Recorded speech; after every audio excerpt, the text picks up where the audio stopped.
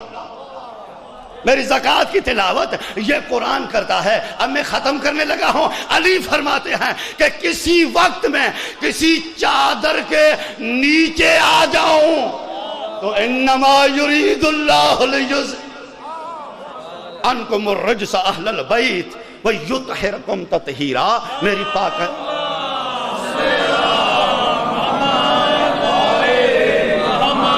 کبھی قرآن کی میں تلاوت کرتا ہوں، کبھی قرآن میری تلاوت کرتا ہے۔ جب تک میں نہ ہوں قرآن کافی نہیں۔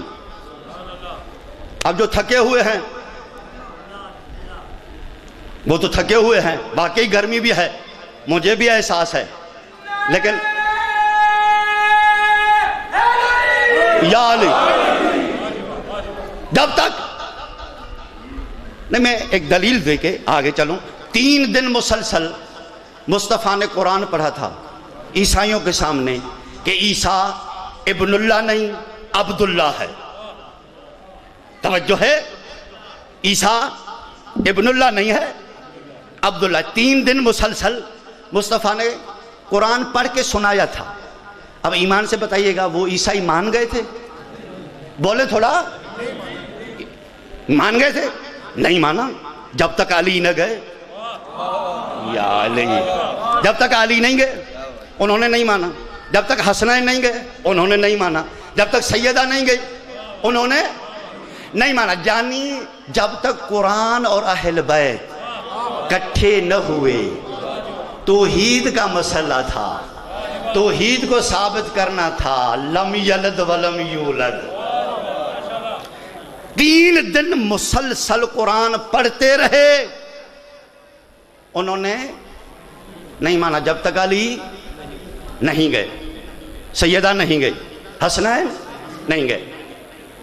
قرآن کو انہوں نے اگر قرآن کو مان لیتے تو پھر تو ضرورت ہی نہیں تھی کہ فَقُلْ تَعَالَوْا نَدْعُ أَبْنَاءَنَا وَأَبْنَاءَكُمْ وَنِسَاءَنَا وَنِسَاءَكُمْ وَأَنفُسَنَا وَأَنفُسَكُمْ ثُمَّ نَبْتَهِلْ فَنَجْعَلْ لَعْنَةَ اللَّهِ عَلَى الْكَاذِبِينَ۔ ضرورت ہی نہیں تھی۔ حسنین کی ضرورت کیا تھی؟ جب وہ قرآن کو مان لیتے تو علی کی ضرورت کیا تھی؟ حسنین کی ضرورت کیا تھی؟ حالانکہ نبی قرآن پڑھ رہے تھے۔ تھوڑا بولیں گے اللہ کے لیے؟ پشاور والوں، نبی قرآن پڑھ رہے تھے، کوئی عام قاری نہیں تھا، کوئی عام حافظ نہیں تھا، نبی قرآن پڑھ رہے تھے جس کے قلب پر، دل پر قرآن نازل ہوا تھا، اس نے قرآن پڑھا۔ لیکن قرآن کو انہوں نے تب تک نہیں مانا جب تک علی نہ گئے، جب تک حسنین نہ گئے، جب تک سیدہ نہ گئے۔ تو مجھے کہنے کا حق ہے نا کہ جب خالی قرآن، صرف قرآن، فقط قرآن ایک نبی کے لیے کافی نہ بن سکا، صرف قرآن، خالی قرآن ایک نبی کے لیے کافی نہ بن سکا تو وہ قرآن علی کے بغیر کسی امتی کے لیے کافی کیسے ہو سکتا ہے؟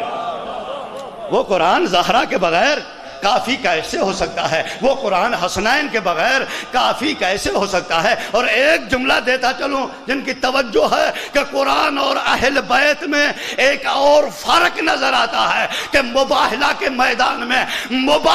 میدان میں نبی قرآن پڑھتے رہے، انہوں نے نہیں مانا، آل محمد چپ رہے، وہ مان گئے۔ ہائے ہائے ہائے، نبی قرآن پڑھتے رہے، انہوں نے نہیں مانا تھا، آل محمد چپ رہے، وہ مان گئے تھے۔ کرنا کیا تھا؟ ثم نبتہل فنجعل لعنت اللہ علی الکاذبین۔ جھوٹوں پر کرنی تھی لعنت، توجہ ہے یا نہیں؟ جھوٹوں پر لعنت ہی کرنی تھی نا، اور کوئی جنگ تو تھی نہیں۔ تب تو سارا میں پورا مبالغہ نہیں پڑھنے لگا، میں ولی اور حجت کی تعریف کرتے ہوئے نتیجے پر پہنچوں گا۔ کرنی تھی لعنت جھوٹوں پر، تو ایمان سے بتائیں لعنت کرنے کے لیے اکیلا نبی کافی نہیں تھا؟ بھئی اکیلے نبی کافی تھے؟ کیونکہ جو اللہ کا بنایا ہوا صدیق ہے، سچا ہے، جس کو مشرک صدیق مان رہے ہیں، کافر امین مان رہے ہیں، پوری کائنات اس کے مقابلے میں آ جائے، پوری کائنات اس کی ضد میں آ جائے، پوری کائنات جھوٹی ہے، وہ نبی سچا ہے، اکیلے چلے جاتا۔ ضرورت کیا تھی علی کو بھی ساتھ لے جا، حسنین کو بھی ساتھ لے جا، فاطمہ کو بھی ساتھ لے جا، کیا ضرورت تھی اللہ کو کہ ان کو ساتھ لے جا؟ کرنی لعنت ہے، جو سامنے بیٹھے ہیں دکھ ہوتا ہے یار بھائی، کرنی لعنت ہے۔ علی کی ضرورت کیا پڑی؟ فاطمہ کی ضرورت کیوں پڑی؟ حسنین کی ضرورت کیوں ہے؟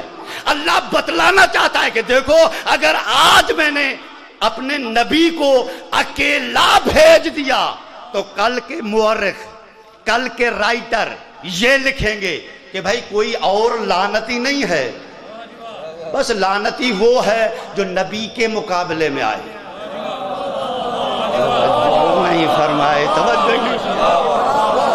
بھائی قرآن ایک قانون کی کتاب ہے افضال بھائی، قرآن ایک لا کی کتاب ہے، قرآن کو لا دینا ہے، قانون دینا ہے۔ اگر آج میرا نبی اکیلا چلا گیا، لعنت کر کے واپس آ جائے گا، کوئی مسئلہ نہیں ہے، لیکن قلیہ اور قاعدہ اور قانون کیا بنے گا؟ بھئی اور کوئی جھوٹا نہیں ہے، اور کوئی لعنتی نہیں ہے، بس جو نبی کے مقابلے میں آ جائے وہ لعنتی ہے۔ اللہ نے کہا نہیں، علی کو بھی ساتھ لے جا، حسنین کو بھی ساتھ لے جا، فاطمہ کو بھی ساتھ لے جا، تاکہ آج میرا قرآن قاعدہ دے کہ صرف نبی کے مقابلے میں آنے والا لعنتی نہیں ہے، مگر جو ان پانچوں کے مقابلے میں آئے۔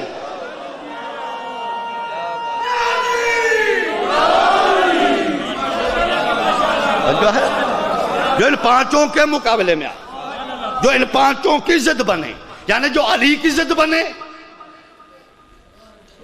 جو حسنین کی ضد بنے، جو فاطمہ کی ضد بنے، جو بھی ان کی ضد میں آئے وہ جھوٹا ہے۔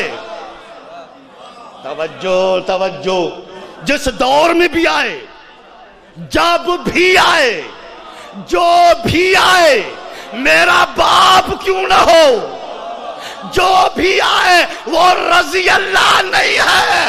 کل بھی لعنت اللہ تھا، آج بھی لعنت اللہ۔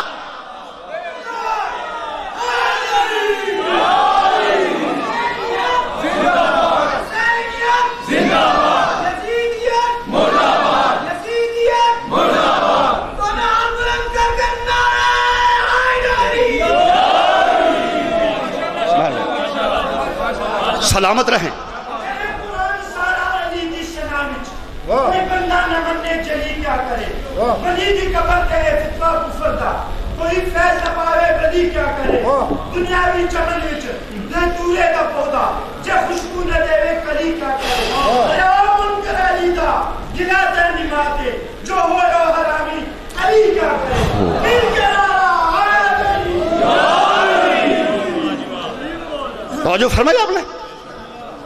جو بھی ان کی ضد بنے گا وہ کل بھی جھوٹا تھا، آج بھی جھوٹا ہے۔ ولی کون ہو سکتا ہے؟ اور آپ نے غور کیا تو میں آگے پڑھوں، ورنہ یہاں پہ ولی کسے کہتے ہیں، ولی کسے ہونا چاہیے، کیسا ولی ہونا چاہیے؟ جو قرآن نے بتایا ہے وہ بتا دوں کہ کیسا ولی ہو۔